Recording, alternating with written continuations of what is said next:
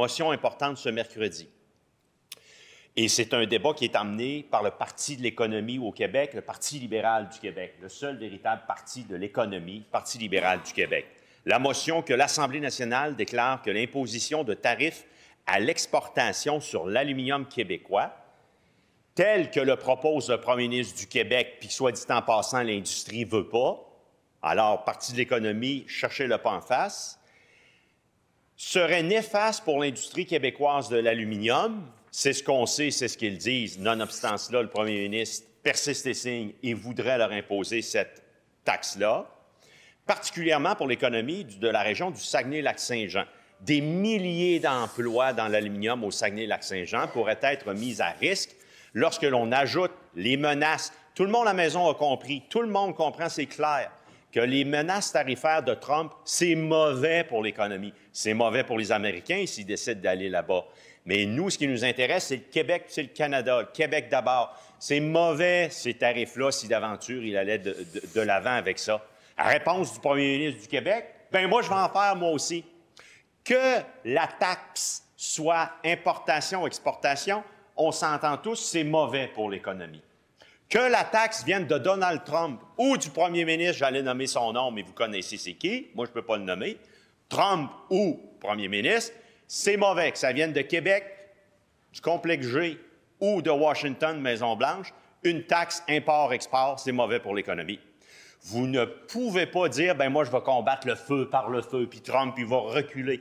Madame la Présidente, la mission première du premier ministre du Québec, c'est de protéger, puis de voir même se développer notre économie, consolider nos entreprises, rassurer les travailleurs, travailleuses. Ils sont des milliers au Saguenay-Lac-Saint-Jean dans l'aluminium.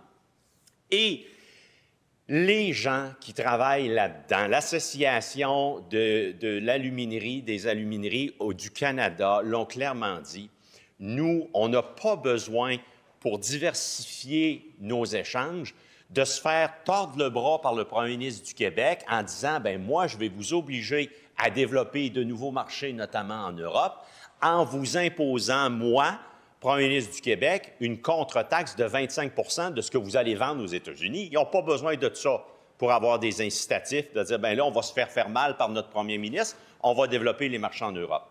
Puis, soit dit en passant, j'ouvre une parenthèse, c'est même pas de compétence du premier ministre du Québec que d'imposer une telle taxe à l'exportation, c'est une compétence fédérale, le cochon.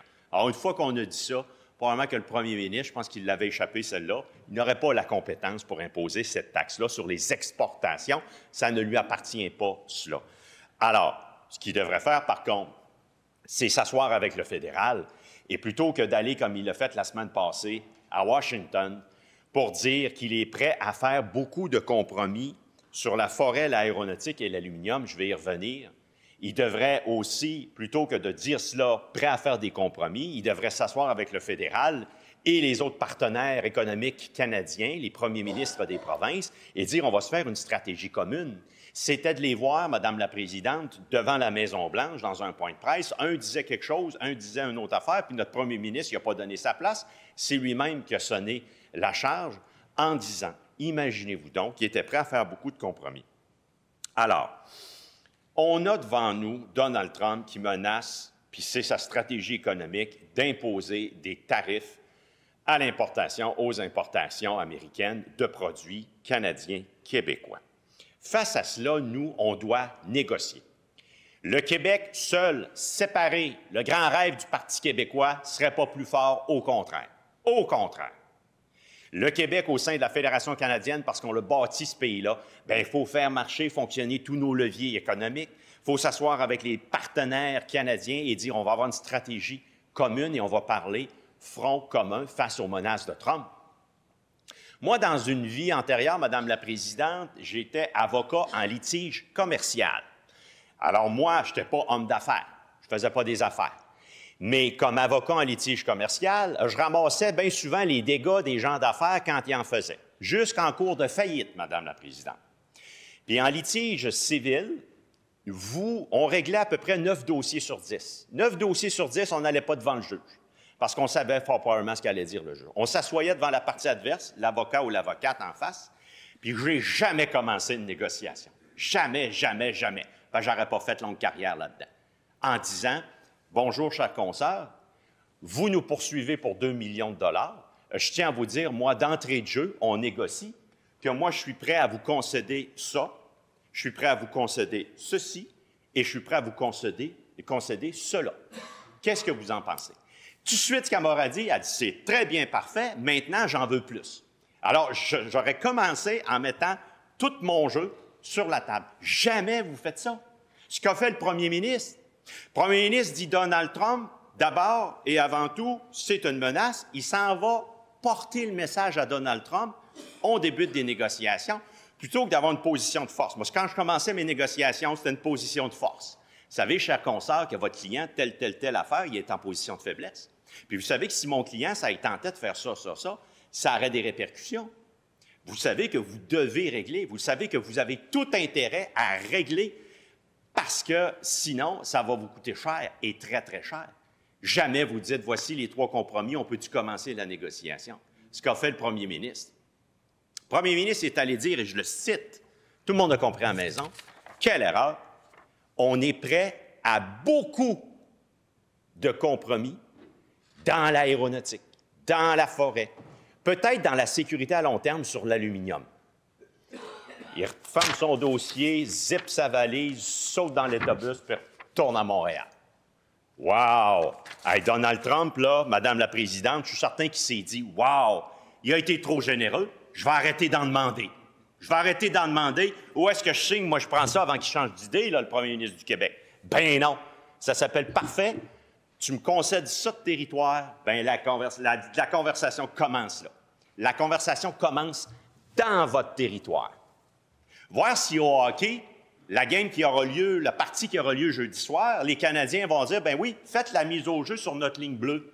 François Legault a fait en sorte, comme si le Canada et les États-Unis commençaient la partie de jeudi soir à la ligne bleue de la zone canadienne. On va faire, puis savez-vous quoi? Toutes les mises au jeu qui devraient être centrales, on va la faire dans notre territoire.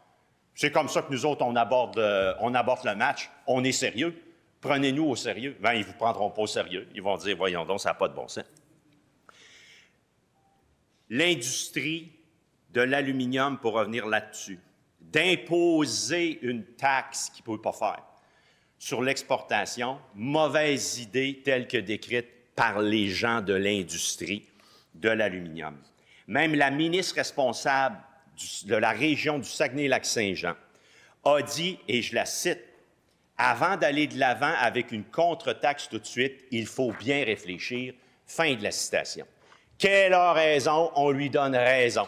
Il aurait juste fallu que le premier ministre applique ce bon conseil-là, qu'il réfléchisse, puis qu'il ne le dise pas, parce que c'est une fausse bonne idée, Madame la Présidente.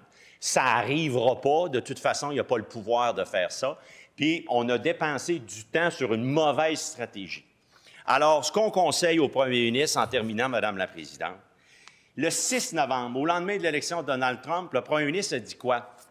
Je le cite. « Je vais prochainement, il y a plus de 3 mois, le lendemain de l'élection de Trump, le premier ministre dit, « Je vais prochainement nommer un émissaire spécial de haut niveau, donc quelqu'un de très connaissant d'expérience. » Fin de la citation. Ça fait plus de 3 mois et demi qu'on l'attend, Madame la Présidente. Il est réellement temps qu'il nomme, parce que dans sa stratégie où on voit qu'il n'y a pas de plan, puis que là, il nous affaiblit plus qu'autre chose, il serait grandement temps. Puis le premier ministre a dit hier, c'est pas de la matière pour les enfants, là, ce qu'on fait là. Je suis d'accord avec lui. Il serait grandement temps qu'il nomme quelqu'un, finalement, qui gère le dossier, qui est capable de nous coordonner un plan de match de très connaissant et d'expérience, ce qu'on manque cruellement à la tête de l'État québécois face à Donald Trump. Merci, Madame la Présidente.